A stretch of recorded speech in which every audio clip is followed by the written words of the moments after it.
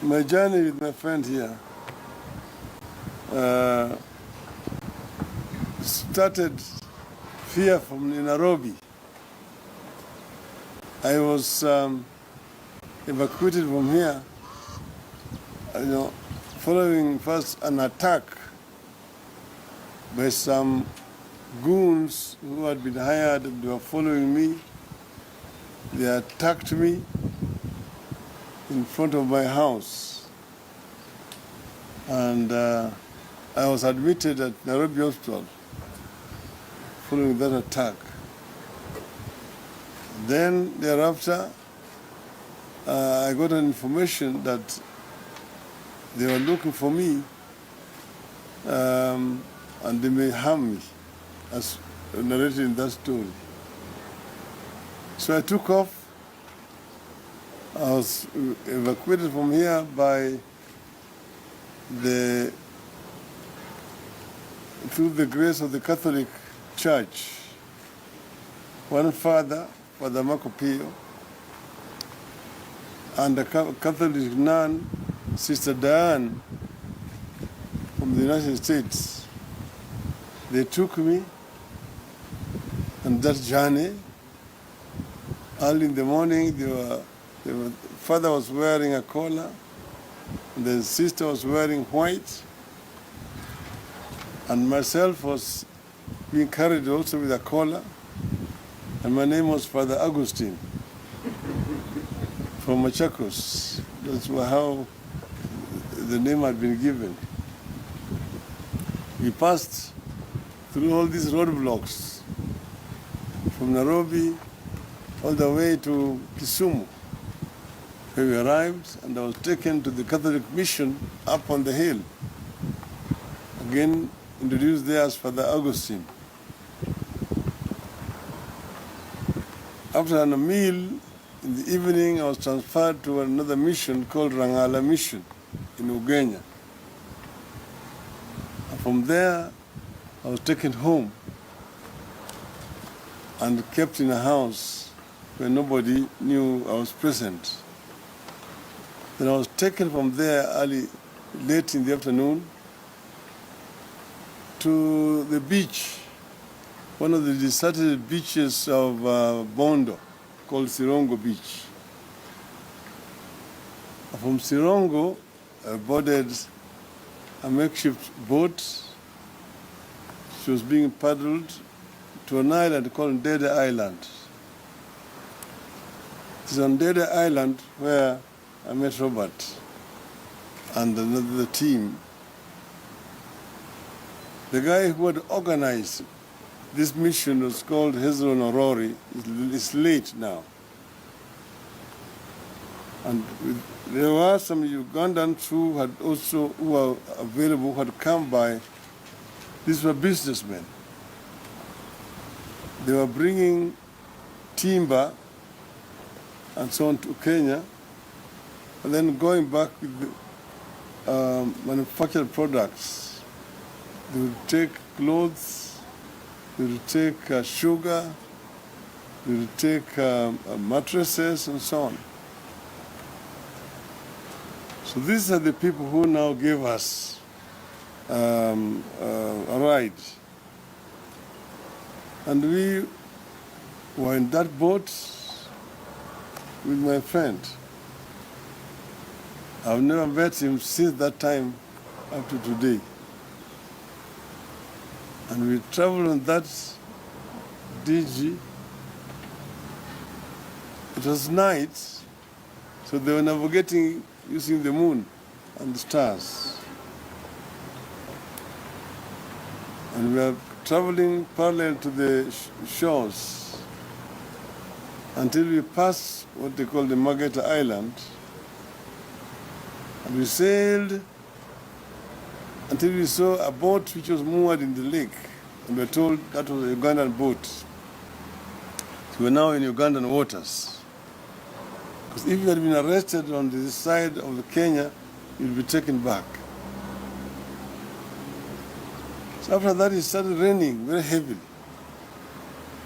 And it was just an open boat. It was raining on us, and there was a sick woman we were carrying in the boat.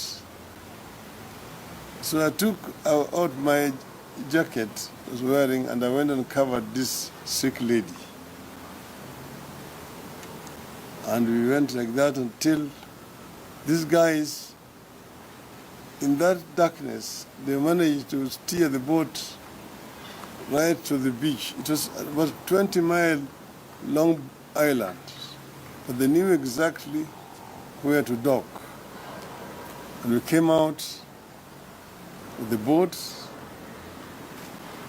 We went up almost like a cliff to the village,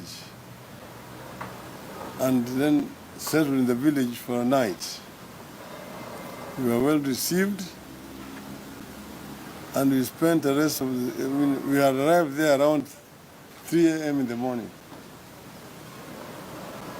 And we spent the rest of the night there. In the morning, we walked around the island. These guys set out to go and get me Ugandan papers. So they eventually got me Ugandan papers. And from here, in the late afternoon, we set sail again.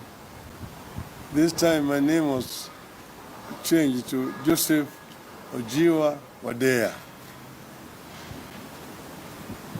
That's how we now traveled from this island. And as we were moving again in the lake, it started raining again. We went on to another island where we found one person living alone on that island with his family. It's a Kenyan, a relative of the late Robert Ouko at that time. He welcomed us, gave us shelter and comfort until it stopped raining.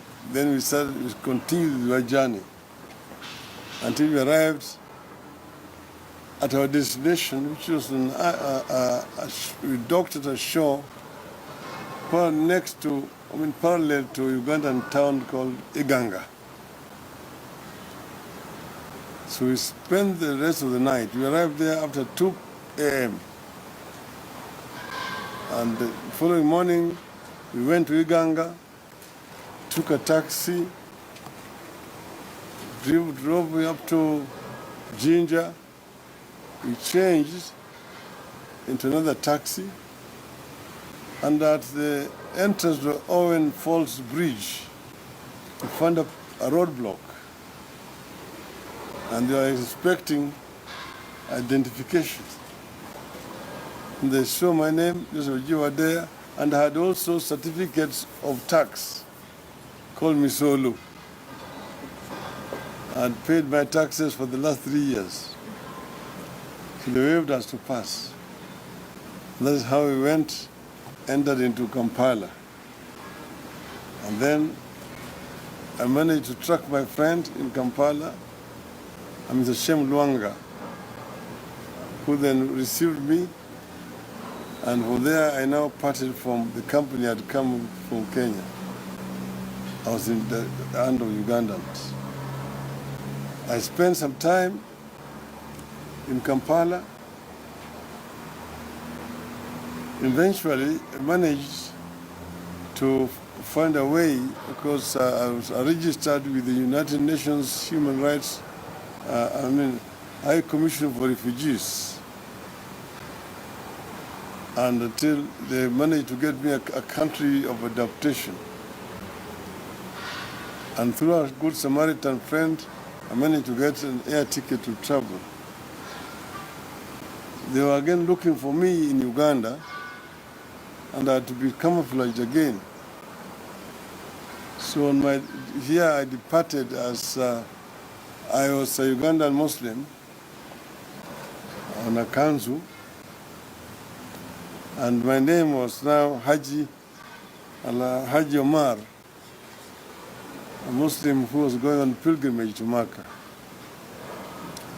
And that's how I boarded the plane from Entebbe to Amsterdam, and then on to Norway. So I'm very grateful to my friend to narrate this story, When we docked on the beach in Uganda, it was very late at night. This is the mainland. We went to a village where it was around 3 a.m. in the morning. We were taken to a hut to sleep. And there it was, there are a lot of mosquitoes. I've never been in a hut where there's so many mosquitoes. And they were big mosquitoes. We had to sleep. In the morning, these guys had brought bicycles because we were going to catch a bus, and the bus was about 15 to 20 kilometers away from where we were. So I was supposed to be carried on a bicycle, but the place was hilly, so I put my suitcase on the carrier, and I spent most of the time running, as I just ran all that distance to where the bus was. When we arrived, we found that the bus itself had a puncture, and the puncture was being mended very kienyeji, the way we usually mend bicycle tires.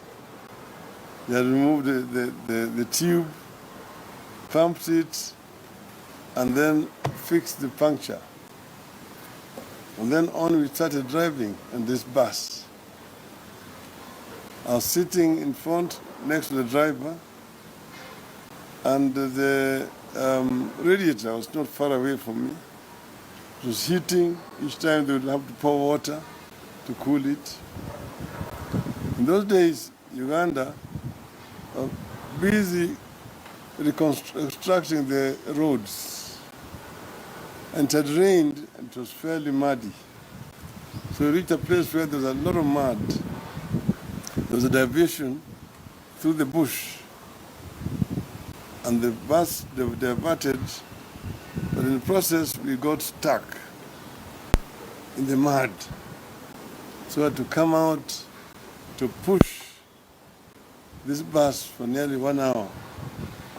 We managed to get out of the mud, and then to now travel to Iganga. We arrived in Iganga, and that's where we found the taxi, which took us to Jinja, and then on Jinja on to Kampala. So I'm just narrating this story to complete what my friend had already said to the media there. But this is just a story about so many other stories that can be told by the people who have participated in the struggle for change in this country. This journey has been long and has been fraught with a lot of difficulties. When I arrived in Norway, I was adopted there. Eventually, I was given an office by NORAD, and I opened up now Ford external office, because by that time we had started Ford, and the leaders here could not speak internationally. So I'm the one who used to talk on behalf of the Ford movement outside there, explain our story as Kenya, the kind of struggle we are engaged in this country, the kind of international support that we required. So whenever they were doing some interviews, they would get the then U.S. ambassador to Kenya, Mr. Hemston here. They would get the Minister for Foreign Affairs here, and myself from Oslo, Norway, talking to BBC or to the VOA on the issues in Kenya. And when eventually our Kamkunji rally, which was the reason why I was being hunted, the day that when it was supposed to take place, you will have seen those photographs of our people behind the trucks, Shikuku, Orengo, and so on. Again, I am the one who drew the international attention to what was happening there and confirmed the stories that were going on there. So through there, we were able to mobilize a lot of support for our struggle here in the country, struggle for change. And as you know, that rally is what eventually moved Kanu to repeal Section 2A, or Article 2A of our Constitution, and allow for formation of political parties. So all those people took risks. Everybody took a risk in this country. It was not something that came easily. There are those who will be talking a lot this today. They were there, they were grown-ups, but they were nowhere at that particular time. If they were there, they were on the opposite side of history. But I really want to take the opportunity to hail and congratulate those Kenyan patriots who paid very heavy price so that Kenya could be a democracy.